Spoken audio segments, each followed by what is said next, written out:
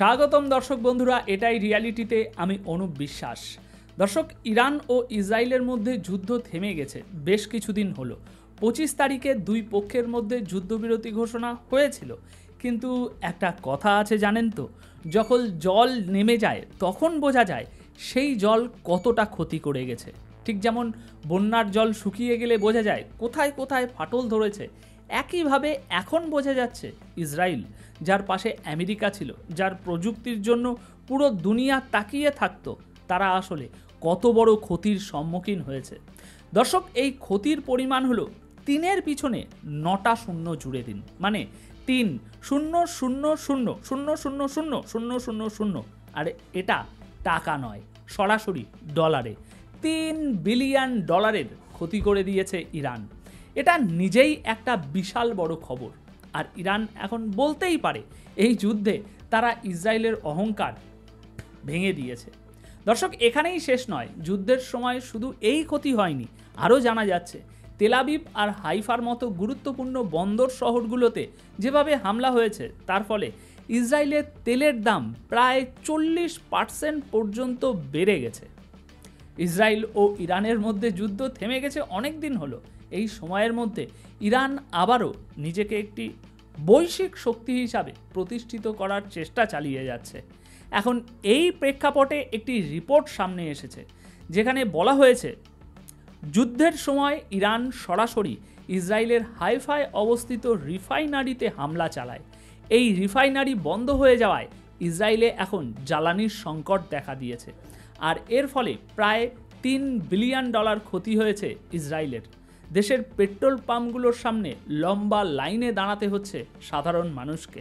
জ্বালানির দাম 40% পর্যন্ত বেড়ে গেছে। আর শুধু তাই নয়, পাওয়ার প্ল্যান্টগুলোতে পর্যন্ত জ্বালানি না পৌঁছানোর কারণে বিদ্যুৎ উৎপাদনও বন্ধ হয়ে গেছে। ফলে সাধারণ মানুষকে নানা সমস্যার সম্মুখীন হতে হচ্ছে। দর্শক, বিশেষজ্ঞদের মতে কৌশলগত দিক থেকে ইরান এই যুদ্ধে অনেকটা এগিয়ে গিয়েছে। দেখুন, পুরো বিষয়টা সহজভাবে বললে ইসরায়েল খুবই ছোট একটা দেশ, তাদের জিডিপি অনেক বেশি, অর্থনৈতিক দিক থেকে তারা অনেক শক্তিশালী। ইসরায়েলের জীবনযাত্রা অত্যন্ত ব্যয়বহুল, আকাশচুম্বী অট্টালিকা, বিলাসবহুল জীবনধারা সবই সেখানে আছে। ইসরায়েলের বহু মানুষ আমেরিকায় ব্যবসা বাণিজ্য গড়ে তুলেছে।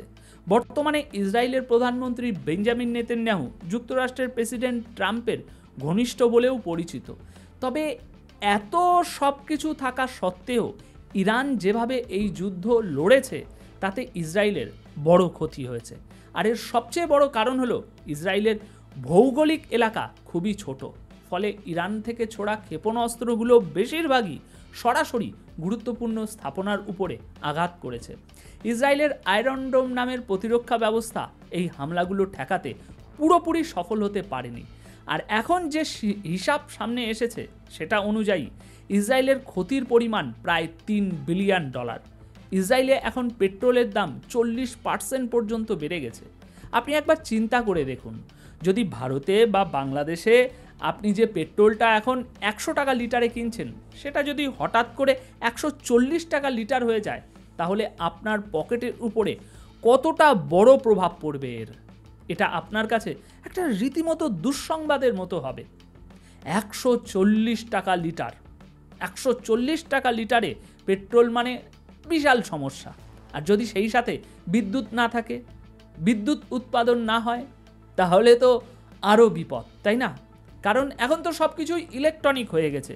মোবাইল চার্জ করতে হয়, মেশিন চালাতে হয়, সব কাজেই তো বিদ্যুৎ লাগে, তাই না? আর যদি বিদ্যুৎ না থাকে, ওদিকে পেট্রোল না পাওয়া যায়, তাহলে একের পর এক সমস্যা তৈরি হয়। আর ঠিক এই ধরনের সমস্যাগুলোই এখন ইসরায়েলে দেখা যাচ্ছে। কিন্তু এদিকে ইরান নিজের পক্ষে সমর্থন আদায় করে নিচ্ছে এবং আন্তর্জাতিক পর্যায়ে ধীরে ধীরে তার প্রভাব বাড়ছে। কেন বলছি এই কথা? কারণ দর্শক, সম্প্রতি ব্রিক্স দেশগুলোর জোটও ইসরায়েলের হামলার তীব্র নিন্দা করেছে এবং ট্রাম্পের নীতি নিয়ে উদ্বেগ প্রকাশ করেছে। ব্রিক্স নেতারা বলছেন, আমরা গভীর উদ্বেগ প্রকাশ করছি। কিন্তু কেন? কারণ এই যে আন্তর্জাতিক আইন এবং আন্তর্জাতিক পারমাণবিক শক্তি সংস্থা অর্থাৎ IAEA এর নিরাপত্তা নির্দেশিকা লঙ্ঘন করে ইচ্ছাকৃতভাবে বেসামরিক অবকাঠামো এবং শান্তিপূর্ণ পারমাণবিক স্থাপনাগুলোর উপরে এই যে হামলা চালানো হয়েছে, এটাতে তারা গভীর উদ্বেগ প্রকাশ করছে। তারা আরও বলছে, মানুষ এবং পরিবেশের ক্ষতি রক্ষা করার জন্য যুদ্ধ সংঘাতের মধ্যেও পারমাণবিক নিরাপত্তা সবসময় বজায় রাখা উচিত। দর্শক, এই একই কথা ইরান আগেই বলেছিল। তারা বলেছিল IAEA এর কাজ হলো পর্যবেক্ষণ ও নিরাপত্তা নিশ্চিত করা, কিন্তু বাস্তবে দেখা গেছে আপনারা আমাদের পারমাণবিক কেন্দ্রগুলোর উপরে নজরদারি করলেও আমাদের নিরাপত্তা দেননি। যখন ইসরায়েল আমাদের ঘাঁটিতে হামলা করলো, যখন আমেরিকা আমাদের পারমাণবিক স্থাপনাগুলোতে আঘাত আনলো, তখন আপনারা কি করলেন? আপনারা কিছুই করেননি। ইসরায়েলের বিরুদ্ধেও কিছু বলেননি, আমেরিকার বিরুদ্ধেও কিছুই বলেননি। আর এই কারণেই ইরানের সংসদ একটি প্রস্তাব পাশ করে, IAEA-কে কার্যত নিজেদের দেশ থেকে বের করে দেয়। তারা জানিয়ে দেয় ভবিষ্যতে তাদের পারমাণবিক কর্মসূচি নিয়ে IAEA আর কোনো রকম পর্যবেক্ষণ চালাতে পারবে না। তাই এখন আন্তর্জাতিক স্তরে ব্রিক্স দেশের জোট এই বলে সরাসরি মন্তব্য করছে যে কোনো দেশের পারমাণবিক স্থাপনায় হামলা চালানো একেবারেই আন্তর্জাতিক আইন লঙ্ঘনের শামিল। এবং ব্রিক্স নেতাদের এই বার্তা, এটা ইরানের জন্য এক বিশাল কূটনৈতিক জয়। তো দর্শক, আপাতত এই প্রতিবেদন তাহলে এখানেই শেষ করছি। অপেক্ষা করুন আমাদের পরবর্তী আপডেটের জন্য। আর এই চ্যানেলটি সাবস্ক্রাইব না করে থাকলে অবশ্যই সেটি করে রাখুন, কারণ অথেন্টিক ও ভেরিফাইড নিউজ সবার আগে আপনার কাছে পৌঁছে দেওয়াই আমাদের একমাত্র লক্ষ্য। ধন্যবাদ আপনাদের সকলকে।